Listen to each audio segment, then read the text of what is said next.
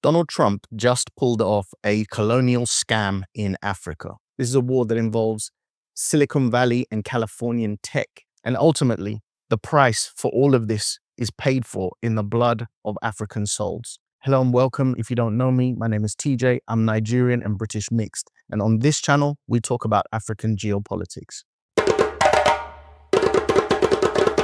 So the story starts close to the beginning of Donald Trump's term, when the DRC Congo president, Felix Tshisekedi, reaches out to the United States asking for assistance with its conflict with M23 and Rwanda on its borders. The eastern part of Congo is embroiled in conflict, and it has been for over 20 years. Right now, that region is controlled by a bunch of different allegiances around the world. It is essentially a lawless space controlled by rebel military groups, all of whom are made up of young men who survive by controlling mineral mining and selling whatever those mines produce to the highest bidder. It is a highly complex and volatile situation. You have tribal allegiances, country allegiances, business allegiances, with interest from both inside and outside the continent of Africa, all clashing in a deadly chaos that Donald Trump now thinks he can solve. So when Felix Tshisekedi reached out to Donald Trump, meetings were put together and they came up with a minerals for security deal. This means that Donald Trump would go into DRC, provide security and stability in return for minerals. And so, fast forward a month or two, Donald Trump comes out and incredibly announces a peace deal between Rwanda and DRC Congo. This was signed in Washington in front of the world, where he declared the war is over, the conflict is over, we have won. They've been fighting for 30 years, 7 million are dead, and they think the number is actually quite a bit higher than that. It's been a long and vicious fight, and I just wanted to say that the countries represented were very happy that we were able to solve that problem. But we're going to be signing an end to the horrible 30-year war. It's been going on for a long time. I've been reading about it, hearing about it, and it was a vicious war. It was a terrible war. He even went as far as to have an African journalist let everybody know on several occasions that Donald Trump should be given a Nobel Peace Prize for this action. When peace finally comes to the Democratic Republic of the Congo, he's thinking to nominate you as a Nobel Prize Peace. He will be more than happy to nominate President Trump for the Nobel Peace Prize. Reporter from Africa, there you are. How are you? I'm fine, thank you, Mr. President. Very famous in Africa. Okay? As you can see, President Trump is working to bring peace not only in Africa but also in the world. Are you all considering to nominate President Trump for a Nobel Prize Peace? That's a very nice reporter. At the time, I was highly skeptical, and I made videos explaining that we cannot possibly declare this a success until we see the results on the ground, i.e. meaning the conflict and war is over, the bloodshed of innocent African lives is stopped. I particularly found it quite offensive that Donald Trump could sit there and think with the stroke of a pen, he could clean up such a complex situation. However, we should all try and be fair. So I said to myself, let's wait. Let's see what the outcomes are. America has an incredible military presence. Maybe they're going to deploy this military to make sure that this peace agreement lasts. And of course, it's in the interest of the United States to do this because the minerals for security deal in the DRC would mean that America could suddenly get hold of a massive amount of raw minerals from the estimated 30 trillion in unmined minerals that DRC Congo still has underground. As soon as that peace deal was signed, United States mining companies moved in and set up shop. And somehow some very familiar names were part of this move. Cobalt Metals, backed by Bezos and Gates, secures deal for disputed Congo lithium deposits. Dakar, July 18th, Reuters. Cobalt Metals, the mining company backed by US billionaires Jeff Bezos and Bill Gates, has signed an agreement with the Democratic Republic of Congo to position the US firm to acquire the contested monolithium deposit and launch large-scale critical mineral exploration, it said on Friday. The deal represents a dramatic escalation in the battle for Manono in northern Congo. considered one of the world's largest lithium deposits, crucial for electric vehicle batteries. Australian-based AZV Minerals has been locked in a prolonged legal dispute with Congo's government over mineral rights. Cobalt's agreement effectively positions the California-based firm as Congo's preferred partner to resolve impasse and develop the resource. DRC President Felix Tshisekedi confirmed the deal in a social media post.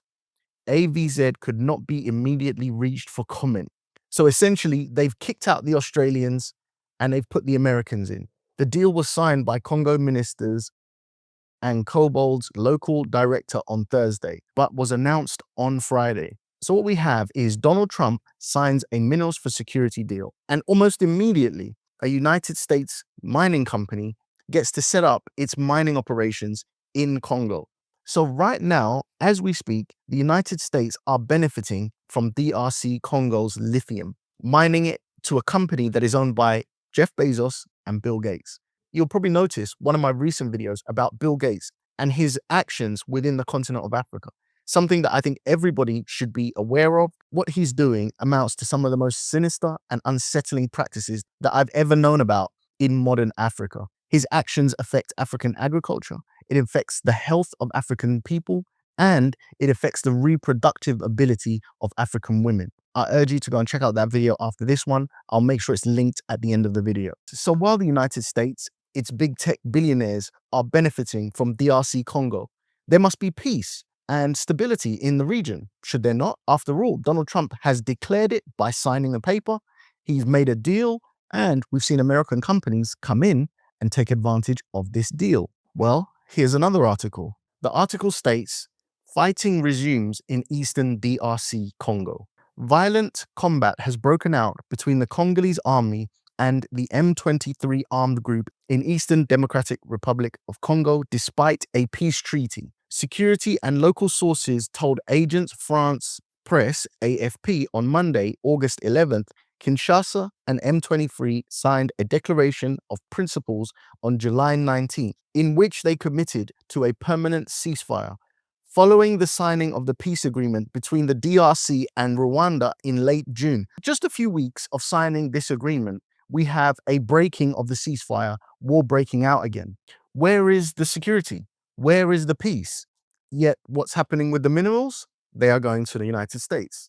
United States is unlikely to commit any serious military effort to provide this security. The likelihood is they're just going to provide weapons. And with new weapons from the United States, what do we think is going to happen? This comes off the back of a terrorist attack that happened 2 weeks ago, where 40 people died in a church after it was attacked by an Islamic extremist gang, also linked to Al-Qaeda. So you've got terrorism going on, and then you've got combat going on between these factions. United States is allowed to go in there, get their minerals, declare that they've ended the war because of some peace deal that they've signed in Washington, while the blood of the Congolese still flows in the streets. The idea that Donald Trump should get a Nobel Peace Prize, which we've seen calls for from the African media puppet Hariana Veras, is just unbelievable. What we're looking at, ladies and gentlemen, is a perfect example of 2025 colonialism. To make matters even worse, this juxtaposes recent visa bans that the United States has put on many African countries, one of which is the neighboring Congo-Brazzaville, where no one from Congo can travel to the United States without a $15,000 visa bond.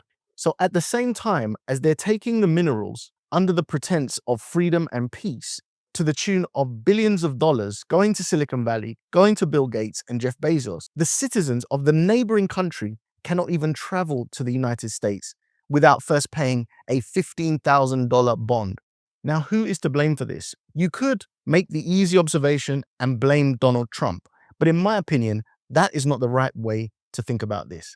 There is a number of factors going back many years involving the United States and the leadership of Africa that has brought us to this point. What we need is a unified Africa.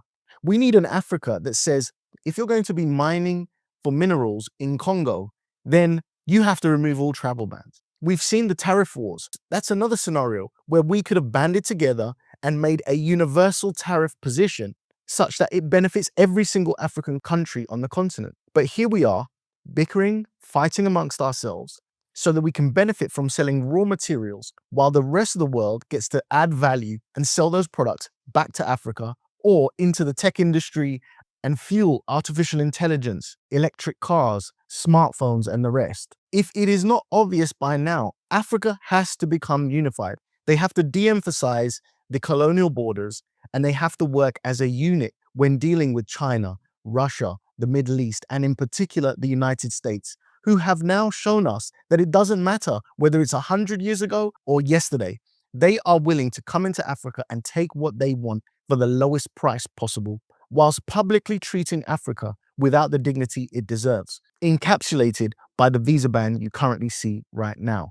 I would love to know what you guys think about this out there. I am personally quite troubled. Please leave any thoughts that you have in the comments section. But if you have nothing to say, would it be too much for me to ask you to write the words "Africa wake up" in the comments section? It just lets me know that you watched the video to the end, you like what I'm doing, and you want me to continue. Thank you so much for watching this video today, and I'll catch you in the next one. Peace.